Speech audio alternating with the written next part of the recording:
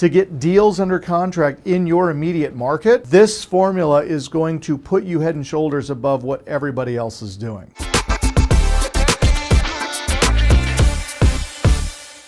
Today we're talking about all things offers. So yesterday we talked about finding the deal. What are the 5 components that the deal must have? What are the 4 things that the deal needs to accomplish? What are the 5 things that you need to make sure do not need to be done to the property?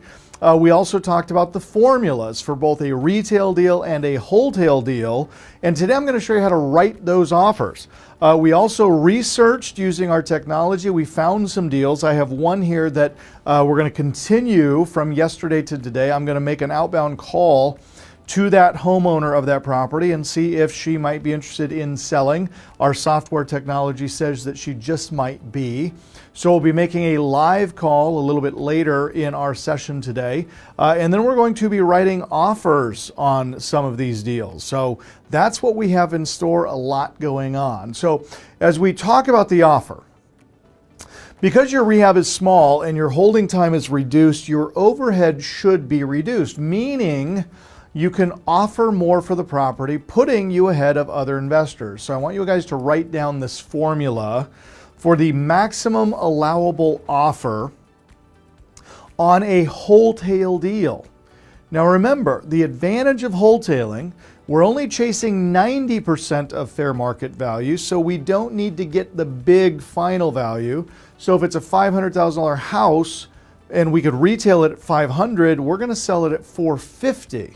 So we're going to target 10% below market, which means it doesn't need to be in as good of condition as if we were trying to get the $500,000. So many of the small detail type things that you would normally renovate in a $500,000 sale, we don't have to do those things because we're pricing it accordingly and appropriately for the condition of the house. Okay?